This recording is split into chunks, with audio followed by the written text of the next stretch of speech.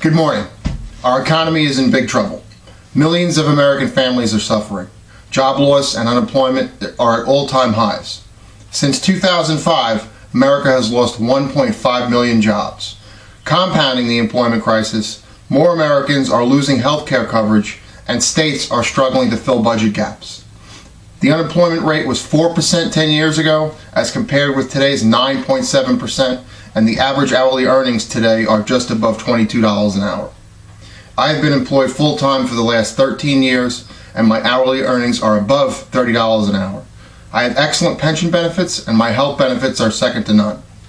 Considering the relationships you can make, the work-life balance, the kind of work you will perform, the agencies which are hiring, and the financial considerations that you should take into account when selecting a career, I would definitely recommend a career in police work to anyone interested in public service. Requirements. Most agencies have similar entry-level requirements, and some are more selective than others. Check with the agency that interests you the most about their entry requirements prior to applying to save yourself a hassle. Minimum requirements normally require you to be 21 years of age, require that you have good moral character, have a high school diploma, be a United States citizen, be healthy, and have some type of work experience. In order to be appointed, you must pass a series of tests which include a written exam, a physical, an agility test, a psychological exam, and a polygraph examination.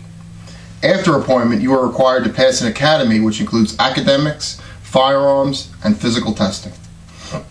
While working as a police officer, there are several unique relationships that you can make, one of which is that of you and your fellow squad members.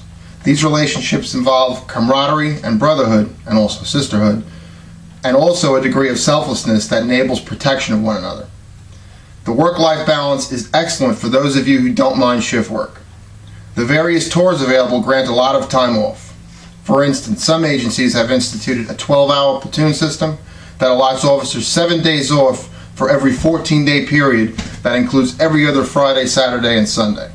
The kind of work you perform is interesting and ranges from patrol, which focuses on crime prevention, maintaining law and order, and arresting offenders, to things such as investigative work that involves interviewing witnesses, examining crime scenes, performing surveillance, and interrogating suspects.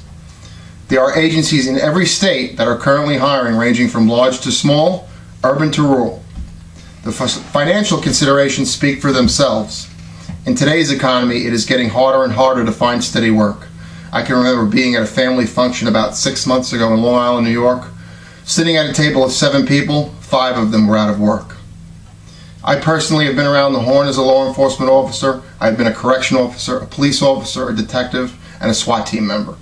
I have made arrests, conducted interviews, interrogated suspects, written search and seizure warrants, been involved in pursuits, and have been assaulted.